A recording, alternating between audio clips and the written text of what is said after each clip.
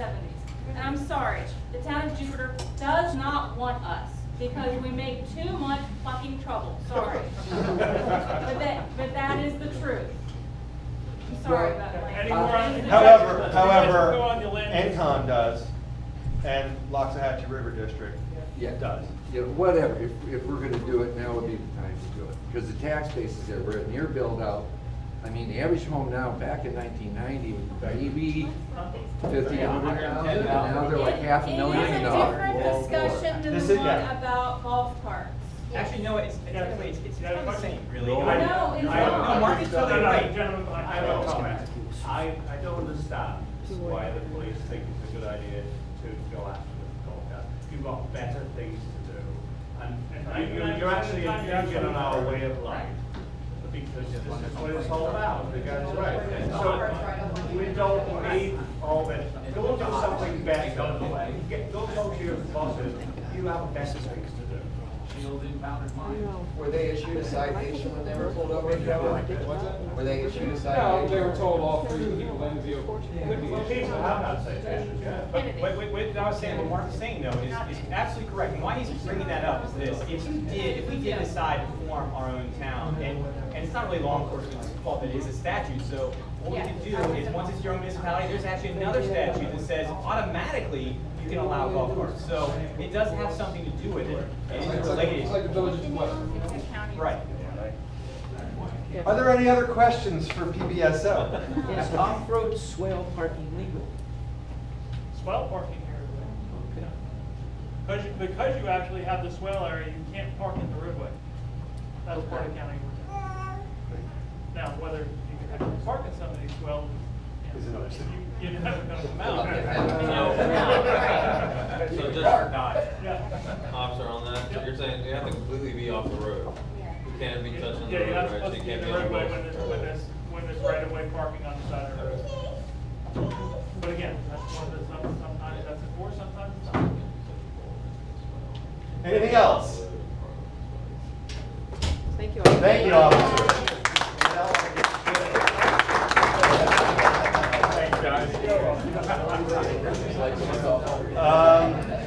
Our next item of business is usually the report from our Sir Wicket rep. You're just causing trouble now. Our next item agenda is usually the Sir Wicket report from our Sir Wicket rep, but I don't see either John Meyer or Steve Finkel here. We do have our soon-to-be installed Sir Wicket rep. Do you want to say anything? Yeah. I wasn't prepared to, but I will. Yeah, I figured. First, I want to say thank you to everyone. After the election, and we've gotten the results, the election results were very promising, and it was very clear that the people of Sir Wicket really were interested in the things that Mike and I were saying, and the kind of things that Mike has been doing. So there's a number of different things I'm trying to get up to speed as quick as I can. Fortunately, I've been very active for a long time, so there's a lot of things I'm already pretty well up to speed on. But there are new things on the horizon, and we're getting ready for a busy year, another busy year at Sir Wicket. So I'm looking forward to the installment that will be next Thursday at the Media Center at Jupiter High School. November 17th. No, November 17th. So please make time to come and see us. Congratulations. Congratulations. Congratulations. Should I ask if there are any questions for you? Being that you can't answer in any official capacity, maybe now's the only time to answer the questions. Anybody have any questions for the? All right, good. Jupiter Farms event dates for 2016 and 17. Do we have our dates for 17? We have our hoedown coming up Saturday here. Live band, the Tom Jackson Band will be here playing. We will have concessions. We will have a food truck. We will have games. We will photo booth. Face painting. Pie contest, pickle contest. So if you're a baker or you're a pickler, face painting for the kids or adults. Please come on down. It's from 12 to 5. We also have the Christmas tree sale coming up December 3rd at Town and Country Feed. fresh trees. Some of you have pre-ordered. We'll be opening up at 9 in the morning. The lines will be there, and Christina will have gotten the trees offloaded from North Carolina at that point. We will have movie nights coming up again in January, February, March, as soon as we get out from the holiday season and all of our other activities. What? The spring Easter egg hunt, spring fling will be April 8th. Anything else? All right, excellent. We're always looking for volunteers. We're always looking for volunteers. And sponsors. And sponsors, absolutely. For all of you who aren't aware, if you're not getting the newsletter, you're not on Facebook, Jupiter Farms Residence is doing a fund drive. Unlike our neighbors in Palm Beach Country Estates, we don't have any mandatory Jupiter Farms Residence membership fees in order to vote. We don't do that here, but we do rely upon the kindness of strangers, to quote a great playwright. So if you can find it within your heart to make a donation here tonight via our Facebook page, there's a number of ways. Send us a check, whatever, that would be wonderful. And now, I'd like to introduce Don Herring from Cutler and Herring regarding the Calvary Chapel's expansion and development. Ladies and gentlemen, Don here. Well, good evening. Good evening. Thank you very much for having us. And again, for those of you who haven't been out to our previous meetings, my name is Don Herring. I'm a land planner with the firm of Cutler and Herring here in Jupiter. And we've been working with the board and with Calvary Chapel for quite some time. So I'm not going to. I'll be fairly brief, but. Earlier, I guess this year, earlier in January, we had a proposal which is what I'm showing you right here on this board, which was for a fairly large increase in square footage at the existing shopping center for the church. And we were actually filed an application to the town or to the county, and we received a lot of strong feedback from the board, asking us to look at alternatives. We came out, we met with the board and the community on a number of occasions, and so we listened. We had been working on it for a long time. As I think I told everybody at the last meeting, it was probably fairly painful for us because we had to really step back. We had kind of locked into where we wanted to go, but we did listen, and my hat was off to Calvary Chapel, because basically what they did is they listened and they said, okay, how can we do things differently, continue our mission as a church, but yet be able to be a good neighbor to those who had some concerns. And so we did. We were out before you. It's hard for me to remember the months and the days anymore, but probably 4 or 5 months ago, I think it probably was July, because it was hot and it was air conditioning wasn't working, or maybe people were running out the door, and we basically came out, and I think everyone was anticipating that we'd be talking about the big plans, and we were able to tell the board and the community representatives that were here that the church had basically decided to make some fairly significant changes to address the major issues identified by the board. And we presented this little diagram that's up on the board right now. It was just a little hand sketch, but basically we basically said we were going to totally abandon our 50,000 square foot new sanctuary, which was going to have 1,000 new seats in addition to the seats that were already there. And we were going to reduce that down to about 35,000 square feet and reduce the size of the sanctuary to a maximum of 750 seats. And that includes the total number of sanctuary seats on the campus. And we further were going to ensure that our total footprint within the shopping center, as many of you know, the church, in addition to owning the land in which the sewer plant was at, owns several other buildings, and are actually leasing a building in the shopping center right now.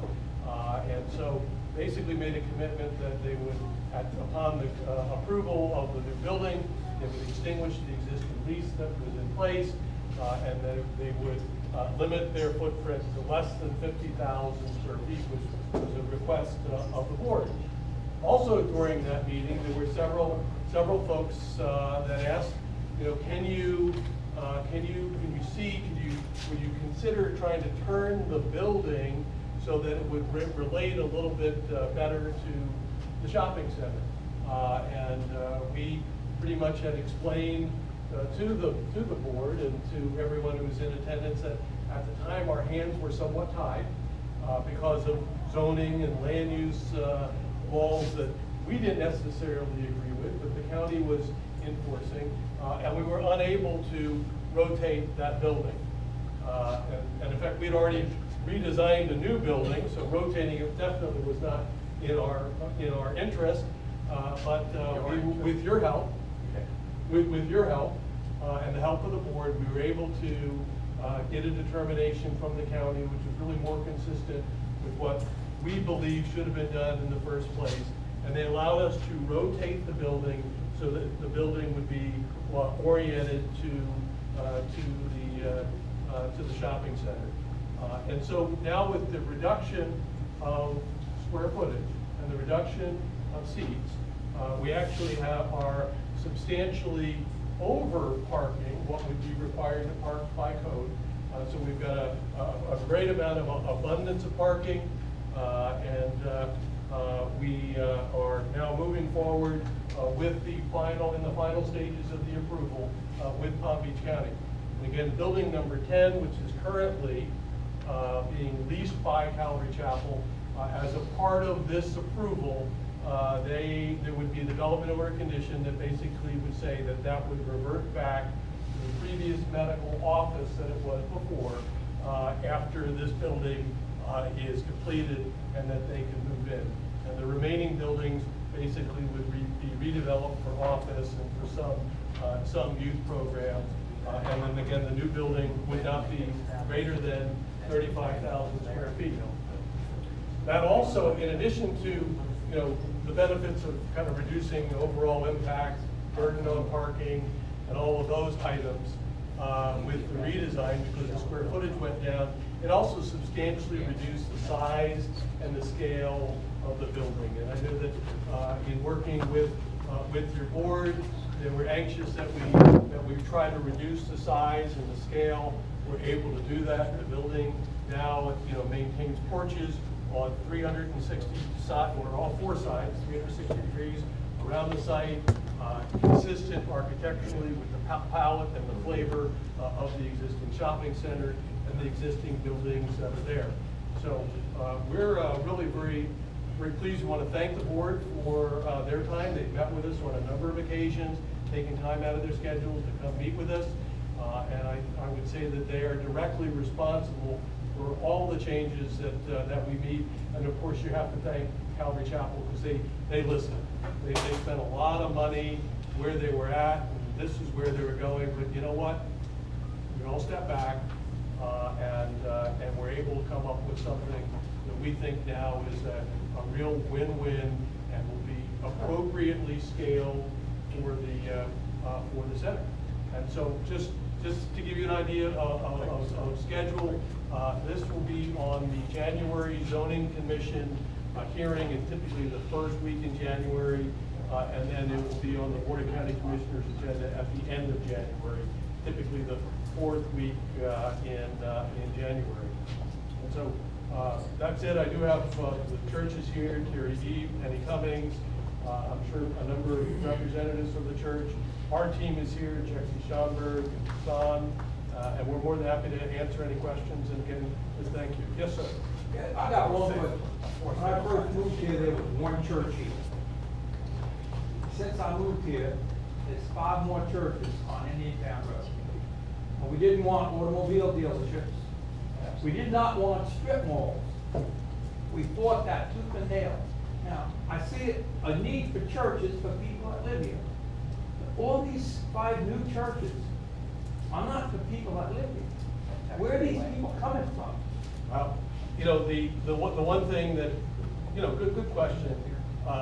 Calvary Chapel's been here probably longer than most of the churches. They came out to the the shopping center. They had chances and opportunities, but they chose to make this their home.